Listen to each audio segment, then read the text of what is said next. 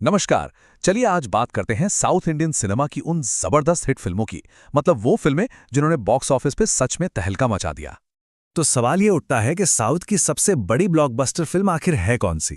देखिए, लिस्ट तो लंबी है, कई रिकॉर्ड ब्रेकर फिल्में हैं, पर एक नाम है जो हमेशा सबसे ऊपर रहता है। और आज हम उसी एक फिल्म के बारे में गहराई से जानेंगे।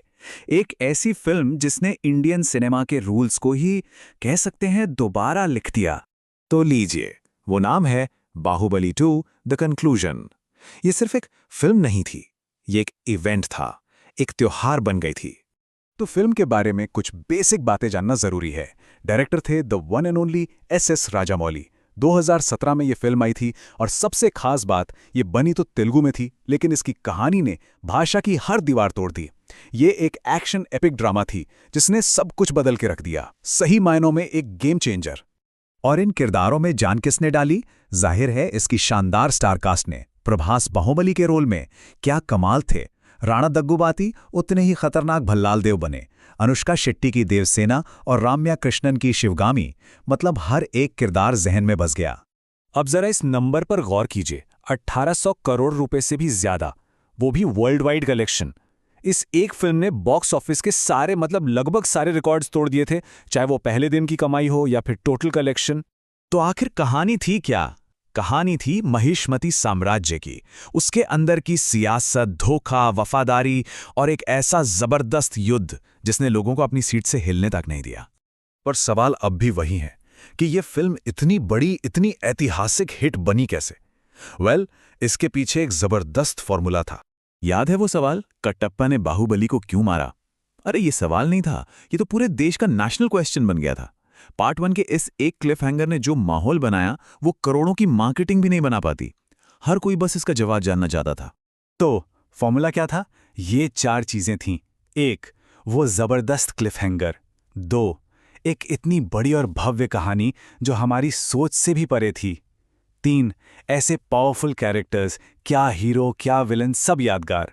और 4, इसकी मास प्लस क्लास अपील, मतलब ये फिल्म सबको पसंद आई, चाहे वो आम दर्शक हो या बड़े बड़े क्रिटिक्स।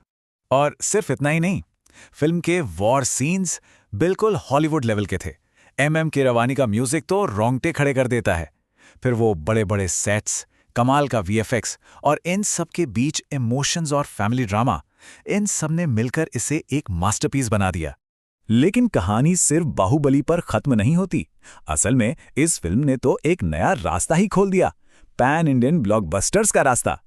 और उसी रास्ते पर चली एस राजामौली की अगली फिल्म RRR। क्या फिल्म थी! दोस्ती, आजादी की लड़ाई और जबरदस्त एक्शन। इस फिल्म ने तो सिर्फ इंडिया में ही नहीं, पूरी दुनिया में, यहां तक कि ऑस्कर्स तक में अपना डंका बजाया। फिर आई कन्नड़ इंडस्ट्री से KGF चैप्टर 2। रॉकी भाई का स्वैग और वो पावरफुल डायलॉग्स, पूरा देश दीवाना हो गया था। और इसने ये बात पक्की कर दी कि अगर कहानी अच्छी है तो लैंग्वेज कोई मायने नहीं रखती। और पुष्पा द राइज को कैसे भूल सकते हैं? अल्लू अर्जुन का वो स्टाइल और वो एटीट्यूड, झुकेगा नहीं। ये सिर्फ एक फिल्म नहीं रही, एक कल्चरल फिनोमेनन बन गई। इसके डायलॉग, इसके डांस स्टेप्स, सब कुछ वायरल हो गया। इस लिस्ट में एक और बड़ा नाम है 2.0। सुपरस्टार रजनीकांत और अक्षय कुमार की ये साइंस फिक्शन फिल्म, इसके वीएफएक्स और टेक्नोलॉजी ने इंडियन सिनेमा में एक नया ही बेंचमार्क सेट कर दिया था।